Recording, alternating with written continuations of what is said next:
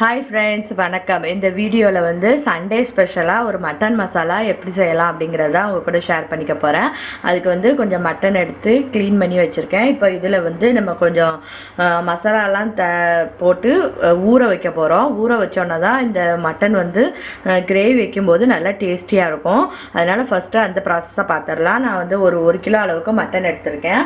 அதில் வந்து ஒரு ஸ்பூன் அளவுக்கு கரம் மசாலா பவுடர், அப்புறம் ஒரு 1.5 ஸ்பூன் அளவுக்கு மிளகாய்த்தூள், 1 ஸ்பூன் அளவுக்கு நம்ம ஜீரகப்பொடி சேர்த்துக்கலாம். அடுத்து கொஞ்சம் மஞ்சள் தூள்,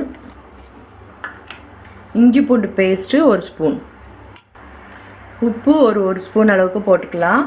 போட்டுட்டு இப்போ இதெல்லாம் மிக்ஸ் பண்ணி ஒரு அரை மணி நேரத்துக்கு நல்லா ஊற விட போகிறோம்.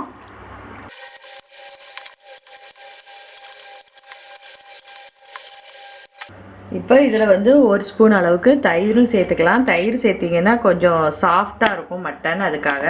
இப்போ இது ஒரு அரை மணி நேரம் ஊறட்டும், அதுக்கப்புறம் பார்க்கலாம்.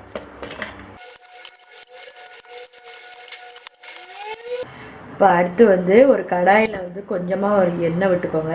எண்ணெய் விட்டுட்டு 1 கப் அளவுக்கு சின்ன வெங்காயம் எடுத்திருக்கேன். இந்த சின்ன வெங்காயத்தை ஃபஸ்ட்டு நல்லா வதக்கிடணும்.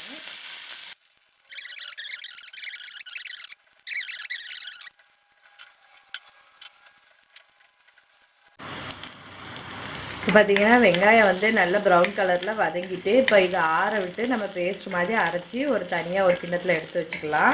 அடுத்து வந்து நம்ம மட்டனை வேக வைக்கிறதுக்குள்ள ப்ராசஸை பார்க்கலாம்.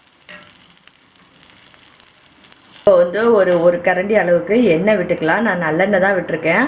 அது கொஞ்சம் ஹீட் ஆன உடனே 1 ஸ்பூன் வந்து பெருஞ்சீரகம், ஒரு 3 ஏலக்காய், ஒரு 3 கிராம்பு இதை வந்து இதில் போட்டு பொரிய விட்டுக்கலாம்.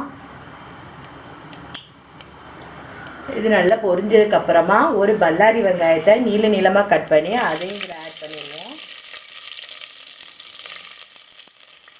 அந்த வெங்காயம் வந்து நல்ல ப்ரௌன் கலரில் வதங்கணும். இந்த கிரேவிக்கு டேஸ்ட் கொடுக்குறதே வந்து நம்ம வெங்காயம் இதெல்லாம் வதக்குறதுல தான் இருக்குது. அதனால் கொஞ்சம் அரைகுறையாக வேக விட்டுறாமல் நல்லா ப்ரௌன் கலர் ஆகிற வரைக்கும் நல்லா வதக்கி விடணும். இப்போ வந்து பார்த்திங்கன்னா வெங்காயம் வந்து நல்ல ப்ரௌன் கலராக வதங்கிட்டு இப்போ நம்ம மட்டன் வந்து ஊற வச்சு வச்சுருக்க மட்டனை இதில் ஆட் பண்ணிடலாம்.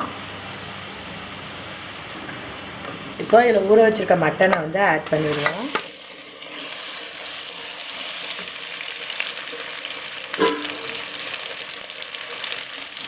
இப்போ இதை வந்து நல்லா ஆயிலில் வந்து பரட்டி விட்டுக்கலாம்.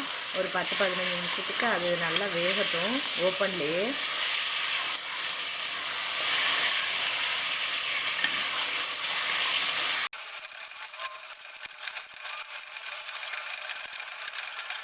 இப்போ இது கொஞ்சம் நல்லா வதங்கி லைட்டாக வந்து கலர் மாற ஆரம்பிச்சிருக்கு. இப்போ இந்த நேரத்தில் நம்ம அரைச்சி வச்சுருக்க வெங்காய பேஸ்ட்டை வந்து இதில் ஆட் பண்ணிக்கலாம்.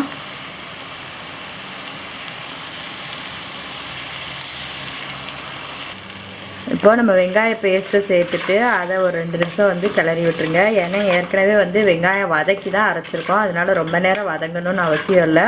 ஒரு 2-3 நிமிஷத்துக்கு மட்டும் கிளறி விடுங்க. இப்போது இந்த கறியை வந்து வேக வச்சிடலாம். அதுக்கு வந்து நம்ம வெங்காயம் அரைச்சி வச்ச மிக்ஸி ஜாரில் ஒட்டிகிட்டு இருக்க வெங்காயத்தையே வந்து கொஞ்சம் தண்ணி விட்டு அரைச்சிட்டு அதை இதில் ஊற்றிக்கலாம். நம்ம மூடி வச்சு குக்கர் வேக வைக்கும்போது கறியிலேருந்து கொஞ்சம் தண்ணி விடும். அதனால் கொஞ்சம் ஓரளவு மட்டும் தண்ணி விட்டிங்கனாலே போதும். நிறைய விட்டிங்கன்னா தண்ணியாக போயிடும் குழம்பு. அதனால் அதை கணக்கு பண்ணிக்கோங்க. நம்ம வந்து இப்போ மட்டன் வந்து ஊற வைக்கும் போதே வந்து நம்ம அதில் உப்பெல்லாம் சேர்த்துருக்கோம். அதனால் உப்பு வேணுமான்னு பார்த்துட்டு அதுக்கப்புறமா ஆட் பண்ணிக்கோங்க. இப்போ குக்கரை மூடி ஒரு 5-6 விசில் விட்டு வேக வச்சுக்கலாம்.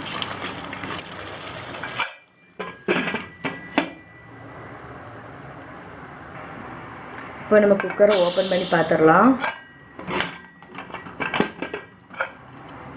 நல்லா சூப்பராக வந்து கறியெல்லாம் நல்லா வெந்துடுச்சு.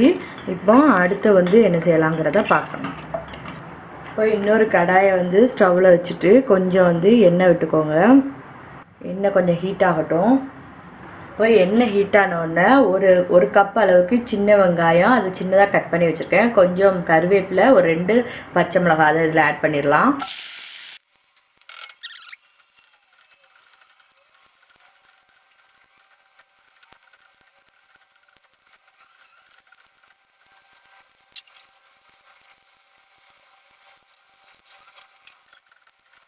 இந்த வெங்காயம் வந்து ரொம்ப வதங்கணும்னு அவசியம் இல்லை. இப்போ ஓரளவு கண்ணாடி மாதிரி ஆயிருச்சு. இப்போ இதில் ஒரு சின்ன தக்காளி பழத்தை பிடிச்சா கட் பண்ணி அதை இதில் ஆட் பண்ணிடுவோம்.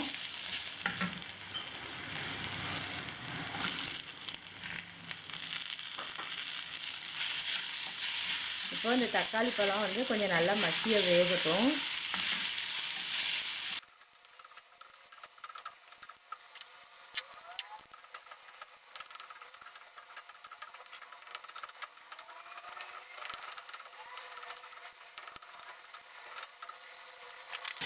இப்போ தக்காளி வந்து ஓரளவு வெந்ததுக்கப்புறமா ஒரு ஸ்பூன் அளவுக்கு மல்லித்தூள் சேர்த்து இதில் ஆட் பண்ணிக்கலாம். இப்போ இதை வந்து நல்லா அந்த தக்காளியோட கொஞ்சம் அந்த பச்சை வாசனை போகிற அளவுக்கு கொஞ்சம் வதக்கி விட்டுட்டு நம்ம வேக வச்சு வச்சுருக்க மட்டனை வந்து இதில் ஆட் பண்ணிடுவோம். இப்போ மட்டனை வந்து இதில் ஆட் பண்ணிடுவோம். இப்போ இதை வந்து நல்லா வெங்காயத்தோடு நல்லா வதக்கி விட்ருவோம். இப்போ எல்லாம் சேர்த்ததுக்கப்புறமா லாஸ்ட் வந்து ஒரு 2-3 முந்திரி பருப்பை வந்து இது மாதிரி பேஸ்ட் மாதிரி அரைச்சி இதில் ஆட் பண்ணிக்கோங்க. டேஸ்ட் நல்லாயிருக்கும், கொஞ்சம் திக்காகவும் இருக்கும் கிரேவி. அதுக்காக இப்போ இது கொஞ்சம் திக்காகிற வரைக்கும் இருக்கட்டும், அவ்வளோதான். அதுக்கப்புறம் ஸ்டவ் ஆஃப் பண்ணிடலாம். ஒரு 1/4 டீஸ்பூன் அளவுக்கு நம்ம பெப்பர் பவுடர் ஆட் பண்ணியிருக்கலாம். அவ்வளோதான். இப்போ வந்து மசாலா வந்து நல்லா கொதிச்சு கொஞ்சம் திக்காகட்டும், அதுக்கப்புறம் பார்ப்போம். இப்போ ஒரு 5 நிமிஷத்துக்கு சிம்மில் வச்சு மூடி வச்சு கொஞ்சம் வேக வச்சுட்டு ஸ்டவ் ஆஃப் பண்ணிடலாம்.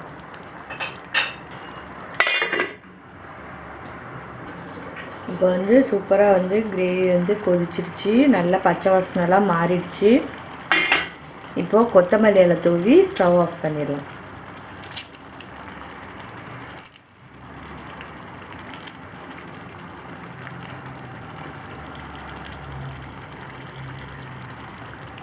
இப்போ சூப்பரான மட்டன் கிரேவி வந்து ரெடி ஆகிடுச்சு. நீங்களும் வந்து உங்கள் வீட்டில் இது மாதிரி ட்ரை பண்ணி பாருங்கள், செம்ம டேஸ்டியாக இருக்கும். இது பிரியாணி, புலாவ், ஃப்ரைட் ரைஸ் எல்லாத்துக்குமே சைட் டிஷ்ஷாக நல்லாயிருக்கும். சப்பாத்தி பரோட்டாவுக்கு கூட நல்லாயிருக்கும். நீங்களும் ட்ரை பண்ணி பார்த்துட்டு எப்படி இருந்துச்சுன்னு எனக்கு கமெண்ட்ஸில் சொல்லுங்கள். ஓகே ஃப்ரெண்ட்ஸ், நெக்ஸ்ட் வீடியோவில் பார்க்கலாம். பாய்.